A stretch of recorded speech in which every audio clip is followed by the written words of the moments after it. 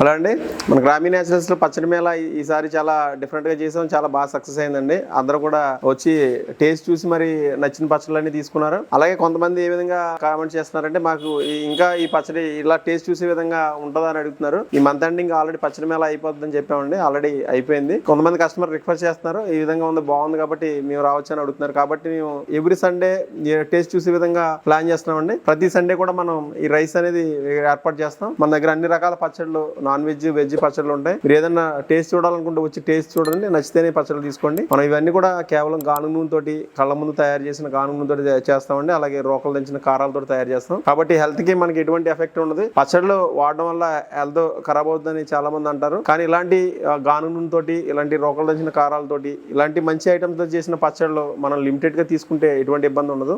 హైదరాబాద్ లో ఉన్న వాళ్ళందరూ కూడా ఈ టేస్ట్ అనేది చూపిస్తున్నాం కాబట్టి ఎవ్రీ సండే ఈ విధంగా ప్లాన్ చేస్తాం. కస్టమర్ రిక్వెస్ట్ తోటి ఈ విధంగా చేయడం జరుగుతుందండి. మీరు కూడా ఒక ట్రై చేయాలనుకుంటే సండే రోజున రండి. వేడి అన్నంలో మన దగ్గర ఉన్న పచ్చళ్ళు 15 రకాల పచ్చళ్ళు ఉన్నాయి. అవన్నీ కూడా మీకు టేస్ట్ చూపిస్తాం. మీకు నచ్చితేనే తీసుకోండి, నచ్చకపోతే తీసుకో అవసరం లేదు. Thank you very much.